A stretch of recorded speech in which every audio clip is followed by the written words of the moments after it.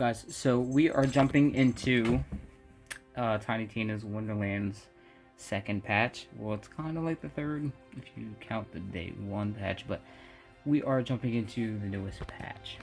So Tiny Tina's Wonderlands Node version 1.0.1.0G. So this is where you can read the latest update hotfix notes for Tiny Tina's Wonderlands version 1.0.1.0G. These changes will be live on all platforms by 9:30 a.m. Pacific Time on April 14th, 2022. To confirm that you have the most recent hotfix, check the news screen in-game on the main menu or pause menu for the hotfix. Okay, so if you don't see the article in the news section after the update is live, or if you see the previous version number, please exit the game and relaunch.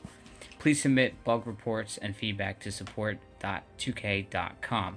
So weekly rotations. So weekly event. This in-game limited time mini event will be active from April 14th to April 21st at 9 a.m. Pacific Time. Activate the in-game mini event Fortunate Encounters. Dice from random encounters in the overworld will now drop more loot and moon orbs. The Chaos Chambers featured run has been updated. The hour is nigh. Will you rise to glory or fall as so many before you? The leaderboards have been reset, which I still don't know where to look at the leaderboards. Will you top the charts this week? Featured runs are available in the Chaos Chamber after you've completed the main story and rotate weekly every Thursday at 9 a.m. Pacific Time. They're the same for all players, so jump in and see how your run went compared to other Fate Makers. This run features the Banshee and the King. Get ready to take on a new preset in the Chaos Chamber. Featured runs have received an increase to the boss dedicated drop chance for that week in the Chaos Chamber. Change notes. Fixed an issue that was sometimes causing the achievement after completing the Walk the Stalk quest to not be awarded. Patched up a hole in Queen's Gate. Fate Makers who do not own the Blood Stallion pack are now able to drop and sell cosmetic items from it if picked up during gameplay. Prevented Fate Makers from picking up fire spells before they knew how to do fire magic. Increased the chance for Chaos Chamber aspects, bosses, and the Maker to drop dedicated gear. For each aspect defeated, we have increased the chance for their dedicated item to drop from the Maker. In addition, the Maker herself is also getting an increased chance for dedicated gear to drop. Tina has completed the item cards, and Quadbow and Thunder Anima are now possible world drops. Gave customization drops a whole new look. We recolored the loot beam and outlined to a better yellow color so they wouldn't get confused with the purple epic gear. The lost loot machine will no longer confuse them with epic gear either. The item card has now been switched to match common item cards. The audio cue for their drop is no longer the same as epic gear.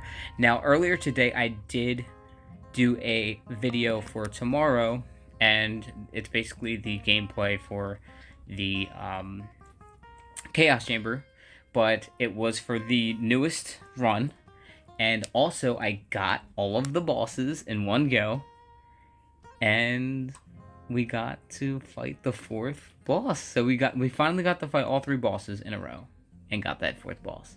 So stay tuned for tomorrow if you guys want to see that. That gameplay is pretty fun. So make more gold. You can sell customizations for twice as much as vending machines now.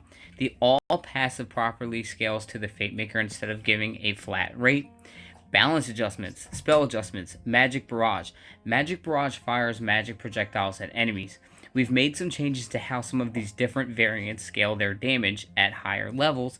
The cooldown times, and in the case of the concentrated Magic Barrage, swapped out an extra projectile in favor of the spell now having 2 stages when connected that increase in damage. Harley, what are you doing with the damn bone?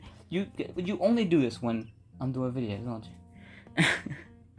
Magic Barrage, all prefixes, increased base spell damage from 8 to 13. Overwhelming Magic Barrage increased damage scaling 13%. Overwhelming Magic Barrage decreased cooldown by 8%. Bursting Magic Barrage increased damage scaling by 56%. Cascading Magic Barrage increased damage scaling by 69%. Ayy. Concentrated Magic Barrage reduced damage scaling by 45%. Concentrated Magic Barrage reduced the radius scaling by 66%. A lot of just a lot of barrages. Okay. Cloudburst, Arc Torrent. Arcan's Arc Torrent spell calls down a lightning bolt on enemies. We've adjusted how the damage and radius scaling for the spell works in its individual channeling stages. Stages get increasingly more powerful. It will now scale at 25% each stage. Eruption increased eruption base damage from 20 to 24. Hydra increased all Hydra spells base charges from 1 to 2, so you can have double the casting fun. Sigil increased all Sigil spells base damage by 200%. Weapon balance adjustments. Sniper rifles increased all sniper rifle damage by 20%. Magic Poison SMG. We found that these guns weren't appreciated as it was taking 1.5 seconds for the damage to ramp up to competitive levels. We're removing the delay and including it as part of the base damage that the gun does. Removed plus 50% damage scaling over time. Increased Hyperius Magic Poison SMG damage scaling by 50%. Increased Dahlia Magic Poison SMG damage scaling by 50%. Increased Furier Magic Poison SMG damage scaling by 50%. Reduced Furier Magic Poison SMG thrown damage by 20% to compensate for the damage increase. White Rider's dual beam damaging scaling remains unchanged overall, increasing the damage each beam deals due to the Dahlia scaling change. The damage of White Rider's single beam mode was getting scaled twice. The damage was close to what we were aiming for before these buffs, but due to the additional increases, we've reduced this modifier's form by 11.8%. Legendary Pistols. So reduced Masterwork Handbow damage scaling by 30.8%. Reduced Masterwork Handbow crit damage. They reduced Catacombo damage. Reduced Queen's Cry. Reduced Pookie's Chew Toy. And Harley only makes all these noises whenever I make videos. So if you guys hear a bunch of shit, it's Harley in the background. She can't help it but be fucking noticed, right? You just have to be noticed. Alright, so there's a bunch of reducing here. Like, there's a lot of reduced stuff with these damn... Ow, you bit me? You bastard? Okay, so there's a bunch of just reduced stuff with the pistols. Now, they did increase gluttony damage, scaling by 15. Increase the message reload speed. Addressed an issue with how liquid cooling damage scaling was being calculated. But I've heard they also actually made that shit too. Backstory hero point. Twist of fate adjustments.